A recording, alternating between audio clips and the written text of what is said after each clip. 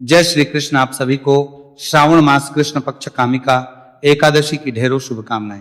प्रिय भक्तों, आज के इस वीडियो में हम विशेष रूप से बात करेंगे सावन की आने वाली परम शक्तिशाली कामिका एकादशी के विषय में बताएंगे। शास्त्रों में क्या इसकी महिमा है, क्यों इसका व्रत करना चाहिए, कैसे इसका व्रत करना चाहिए और इस व्रत के साथ कैसे जुड़ा है। एक तुलसी के पत्ते का उपाय मात्र, एक तुलसी का पत्ता कैसे आपको इस दिन एक बार सोना और 2 बार चांदी के बराबर होने दे सकता है। भगवान श्री कृष्ण क्या विधि बताते हैं इसकी, कैसे इसका व्रत करना चाहिए, क्या फल प्राप्त होता है, क्यों करना चाहिए।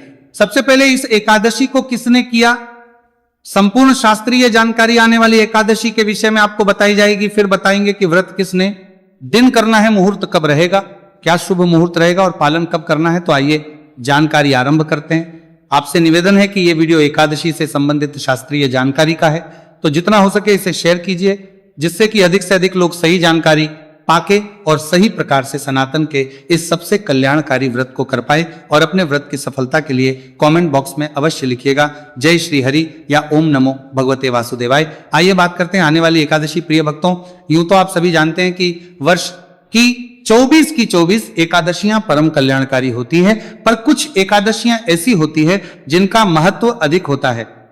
श्रवण मास, जब मैंने इसकी महिमा के विषय में पढ़ा, इसका वीडियो भी मैंने आपके लिए अपलोड किया, तो शंकर का सबसे प्रिय है। और शास्त्रों में कई जगह ऐसा वर्णन आता है, शिव महापुराण में भी ऐसा वर्णन आता है कि कार्तिक, वैशाख और माघ ये महीने एक तरफ और श्रवण मास एक तरफ, इस महीने में किए जाने वाले सभी व्रत श्रेष्ठ पुण्य देने वाले होते हैं। अन्य महीनों में आने वाले व्रतों की तुलना में ये अधिक पुण्य देने वाले हैं। और कामिका एकादशी के विषय में भगवान श्री कृष्ण कहते हैं कि जो मनुष्य इस व्रत करता है वह सभी पापों से मुक्त हो जाता है। पाप किसी भी प्रकार के क्यों ना हो, सब इस एकादशी का व्रत करने मात्र से नष्ट हो जाते हैं। अगर एकादशी के दिन मनुष्य व्रत करें और भगवान नारायण के विधि विधान से पूजा करें, इसका जो पुण्य है वो काशी, गंगा और पुष्प स्नान, इनसे मिलने वाले पुण्य की तुलना में कहीं अधिक होता है। केवल एकादशी के दिन भगवान नारायण का पूजन कर लेने मात्र से आपको इन पवित्र स्थानों में स्नान करने से जो पुण्य मिलता है उसकी तुलना में अधिक पुण्य प्राप्त हो जाता है। भगवान के लिए कृष्ण कहते हैं कि जो फल सूर्य और चंद्र ग्रहण पर कुरुक्षेत्र और काशी में स्नान करने से आप बुजुर्गों से पूछेंगे तो वो बताएंगे आपको कि कुरुक्षेत्र में सूर्य ग्रहण के समय स्नान के लिए कितनी बड़ी भीड़ होती है। एक समय होता था जब लोग करते थे कि कब सूर्य ग्रहण होगा और कब वो कुरुक्षेत्र जाएंगे या काशी जाएंगे, वहां गंगा स्नान करेंगे, क्योंकि पुराणों में इनकी महिमा बहुत अधिक थी। लेकिन ये एकादशी आपको सूर्य ग्रहण के समय काशी और कुरुक्षेत्र में स्नान करने का जो पुण्य होता है उससे कई अधिक पुण्य प्रदान कर देती है। जो मनुष्य श्रावण मास में भगवान का पूजन करते हैं उनसे देवता, गंधर्व और सूर्य आदि सब पूजित हो जाते हैं। इस दिन यदि व्रत कर रहे हैं और भगवान नारायण का पूजन कर लेते हैं तो केवल भगवान नारायण प्रसन्न नहीं होते, वरुण शास्त्र कहते हैं कि सभी देव प्रसन्न होते हैं। गंधर्वों की पूजा मान ली जाती है और नागों की पूजा भी इसी में शामिल हो जाती है कि आपने सभी की पूजा कर ली, ऐसा माना जाता है। इसीलिए मनुष्य को प्रयास करके इस एकादशी पर भगवान नारायण की पूजा अवश्य करनी चाहिए। ये पाप रूपी कीचड़ में फंसे हुए और संसार रूपी समुद्र में डूबे हुए मनुष्यों को करने वाला है। ये जो व्रत है यही तारेगा, यही पार करेगा। इससे बढ़कर पापों के नाश का कोई उपाय संसार में है ही नहीं। स्वयं भगवान ने कहा है कि कामिका व्रत से जीव को योनि को प्राप्त नहीं होता। कोई योनि समझते हैं आप? अगर मनुष्य के कर्म अच्छे ना हो तो उसको अगली योनि अच्छी नहीं मिलती। आपने सुना होगा बुजुर्गों को कहते हुए, आचार्यों को कहते हुए, क्योंकि हमारे इस जीवात्मा की एक उम्र पूर्ण होने के बाद अगला शरीर धारण करने की प्रक्रिया आरंभ होती है, तो दूसरी योनि आरंभ होती है। कोई योनियां होती हैं जिनमें पापी मनुष्य जाते हैं, जो पाप कर्म करने वाले हैं वो वहां जाते हैं, अपने दंड भोगते हैं। तो जो मनुष्य इस एकादशी का व्रत कर लेते हैं उनको उन योनियों में नहीं जाना पड़ता जो आपके दंड के फलपूर्वक प्राप्त होती हैं। अब बात करते हैं कि इस एकादशी का व्रत हमें करना कैसे है, क्योंकि इस एकादशी तुलसी का बड़ा महत्व है, तुलसी पत्ते का बड़ा महत्व है, तुलसी सींचने का बड़ा महत्व है। भगवान कृष्ण आगे क्या कहते हैं इसके विषय में जानकारी देता हूं। प्रिय भक्तों, इसकी महिमा तो खूब है, आपने जान ही लिया है, कम शब्दों में ही अधिक समझना चाहिए। अब बात करें कि इसका व्रत करना किस प्रकार से है, तो एकादशी का व्रत जिस दिन करना होता है उससे एक दिन पहले एकादशी के नियम आरंभ हो जाते हैं। एकादशी का व्रत ऐसा नहीं है कि आज के दिन आप जैसे मर्जी खाए पिए जो मर्जी करें और कल सुबह उठ के एकादशी कर ले। नहीं, एकादशी का व्रत त्रिदिवसीय विधान होता है। जैसे इससे पुण्य प्राप्त जो होता है उसकी तुलना नहीं है, वैसे ही इसके नियमों की भी तुलना किसी और से नहीं कर सकते। इसके नियम भी कठिन है, कठोर है, उनका पालन आपको अवश्य करना चाहिए क्योंकि इससे पुण्य बड़ा ही अधिक मिलता है। तो दशमी तिथि के दिन मनुष्य को कुछ नियमों का पालन करना चाहिए, जैसे ब्रह्मचर्य धारण कर लेना चाहिए, चाहे स्त्री है या पुरुष। दशमी तिथि से ही ब्रह्मचर्य का नियम आरंभ हो जाएगा। जो माताएं बहनें हैं वो व्रत के एक दिन पूर्व ही अपने बाल धो ले। अगर शुद्धि के लिए आवश्यक है तो बाल उनका जो धोने हैं, सर धोना है, हेड वॉश करना है, वो एक दिन पहले होना चाहिए, क्योंकि इस एकादशी के दिन और द्वादशी के दिन जिस दिन पारण होगा दोनों ही दिन बाल धोना वर्जित होता है। अब आप कहेंगे पंडित जी मान लो कुछ ऐसा वार पड़ जाए जिसमें बाल धोने मना हो तो क्या करें?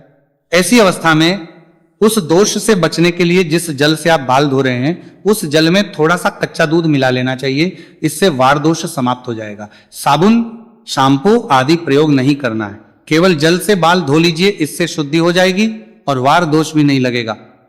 और उसके बाद ब्रह्मचर्य धारण कर लीजिए। प्रथम कार्य सुबह यहां से होती है, व्रत के एक दिन पहले की एक वक्त का अन्न आहार कहा गया है कि प्रयास करके अगर संभव है तो एक वक्त का अन्न खाना चाहिए, नियम ये कहता है। बाकी तो आपकी अपनी सामर्थ्य पे है। देखिए सबका स्वास्थ्य अलग अलग है, सबकी शारीरिक स्थितियां अलग अलग है। आपसे संभव हो पाए तो अवश्य एक वक्त अन्न का नियम लीजिए, अन्यथा आप 2 वक्त खाइए। आपके बहुत सारे प्रश्न आते हैं, पंडित जी शाम को फल आदि खा सकते हैं क्या एक वक्त अन्न लेने के बाद? हाँ, शाम को फल दूध आदि ले सकते हैं। जो लोग मांस मदिरा का सेवन करते हैं उनके लिए विशेष जानकारी है कि उन्हें मांस मदिरा का सेवन एक दिन पहले बंद करना चाहिए। ऐसा नहीं है कि खूब खाएं पिए और कल व्रत कर लें, यह अनुचित है। एक दिन पूर्व ही इसका त्याग कर देना चाहिए। मसूर की दाल का त्याग कहा गया है। मसूर की दाल पे बड़े प्रश्न आते हैं आपके, जिसमें क्या है? यह तामसिक है, तामस को बढ़ाती है। शास्त्रों में उन वस्तुओं को त्याग कहा गया है। पूजा पाठ से पहले जो तामस को बढ़ाते हैं, आप कहेंगे इससे क्या होगा? जब आप तामसिक प्रवृत्ति वाली वस्तुओं को खाएंगे तो उसका प्रभाव शरीर पे तो आएगा, तो इससे आप तामसिक हो जाएंगे। और जब तामसिक मनुष्य हो जाता है तो उसकी पूजा पाठ में रुचि नहीं रहती या पूजा पाठ में मन नहीं लगता। फिर आपसे जाने अनजाने में व्रत के कुछ ना कुछ नियम भंग हो ही जाएंगे। जो व्यक्ति तामस से गिर जाता है उसको आलस्य बढ़ाता है। व्रत में आलस्य नहीं करना चाहिए। निद्रा बड़ी आती है, आप दिन में सो जाएंगे, व्रत को नष्ट करेंगे। पूजा पाठ में आलस्य आएगा तो व्रत आपका नष्ट होगा।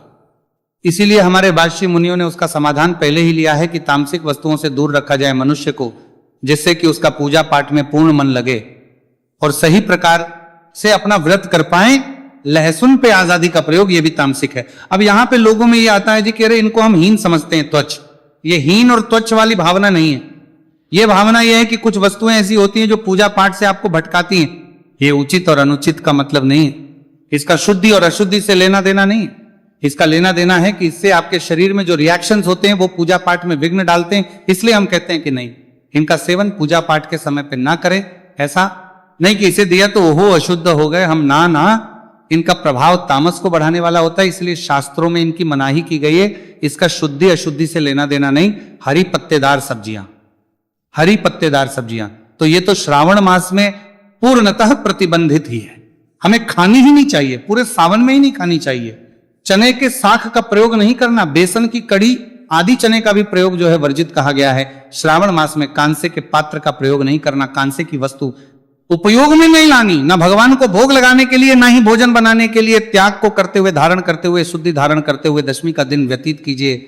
एकादशी के दिन सुबह सूर्योदय से पहले अवश्य उठ जाइए, उठ के स्नान आदि कीजिए। सूर्योदय से पहले स्नान हो जाएगा तो सबसे अधिक कल्याणकारी रहेगा।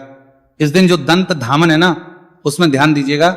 लोग क्या करते हैं कि टूथपेस्ट और मंजन का प्रयोग करते हैं, वो नहीं करना चाहिए, क्योंकि मंजन में केमिकल, टूथपेस्ट में भी या तो नमक या केमिकल कुछ ना कुछ आता ही है, और दोनों ही चीजें व्रत को खंडित करते हैं। तो क्या करें? ऐसी अवस्था में आपके पास यदि किसी पुष्प का पाउडर है, जैसे गुलाब आदि का, तो उसका प्रयोग कर सकते हैं। व्रत वाला व्यंजन आपके पास यदि है तो उसका प्रयोग कीजिए, अन्यथा ऐसे ही उंगली से ही दांत साफ कर लीजिए ना, तो दातुन का प्रयोग कर सकते हैं। वर्जित कही गई है लकड़ी का प्रयोग, टूथपेस्ट, मंजन सामान्य जो आती है उनके लिए हमने क्यों मना किया आपको बताइए? दिया स्नान आदि से निवृत्त हो के स्वच्छ वस्त्र धारण करके भगवान सूर्य देव को जल दीजिए, माता तुलसी को जल दीजिए। और तुलसी पूजन का इस एकादशी पे बड़ा महत्व है। तुलसी माता को जल दें, उनका करें। तुलसी का पत्ता आपको अवश्य आज भगवान को अर्पित करना है। पूजा विधि में मैं बताऊंगा आपको कि कैसे अर्पित करना है, पर क्यों अर्पित करना है इसके विषय में भगवान श्री कृष्ण कहते हैं कि जो मनुष्य इस एकादशी को भक्ति पूर्वक तुलसी दल भगवान को अर्पण करते हैं वे इस संसार में पापों से दूर ही रहते हैं। भगवान कृष्ण कहते हैं कि भगवान विष्णु रत्न, मोती, मणि और आभूषणों से इतने प्रसन्न नहीं होते जितने अधिक इस दिन तुलसी दल से होते हैं। तुलसी दल पूजन का जो फल, जो पुण्य कहा है शास्त्रों में, वो कहा गया है कि 4 भार चांदी और 1 भार स्वर्ण दान के बराबर है। अर्थात 1 बार सोना जब दान करते उससे जो पुण्य मिलता वो केवल 1 तुलसी के पत्ते को भगवान को अर्पित करने से या 1 तुलसी के पत्ते से पूजन करने से मिल जाता है। 4 बार चांदी दान करने से जो पुण्य मिलता वो 1 तुलसी दल से भगवान नारायण का पूजन करने से मिल जाता है। तो इस दिन आपने अवश्य ही तुलसी से भगवान नारायण की पूजा करनी है। मैं विधि बताऊंगा, पूजा विधि का वीडियो आगे मैं डालूंगा, अभी तो आरंभ हुआ है, पहला वीडियो है। इस एकादशी का आगे बहुत से वीडियो आएंगे क्योंकि एकादशी बड़ी है और महत्वपूर्ण है। इस दिन तुलसी सींचने की भी बड़ी महिमा कही गई है। तो सभी सामग्री को एकत्र कीजिए। जो आपका पूजा स्थल है जहां बैठ के आप एकादशी की पूजा करते हैं उस स्थान की साफ सफाई कीजिए, सामग्री एकत्र कर लीजिए। सामग्री में क्या क्या चाहिएगा, भगवान नारायण का कोई चित्र हो, प्रतिमा हो या स्वरूप हो वो लीजिएगा। उनको स्थापित करने के लिए चौकी की आवश्यकता, उस पर बिछाने के लिए आवश्यकता, पूजा में अर्पित करने के लिए रोली, मौली, पान, सुपारी, लौंग, इलायची, धूप, दीप, नैवेद्य, इत्र, जनेऊ, पंचामृत अर्पित करने के लिए कच्चा दूध, दही, घी, शक्कर और गंगाजल, शहद का प्रयोग वर्जित है।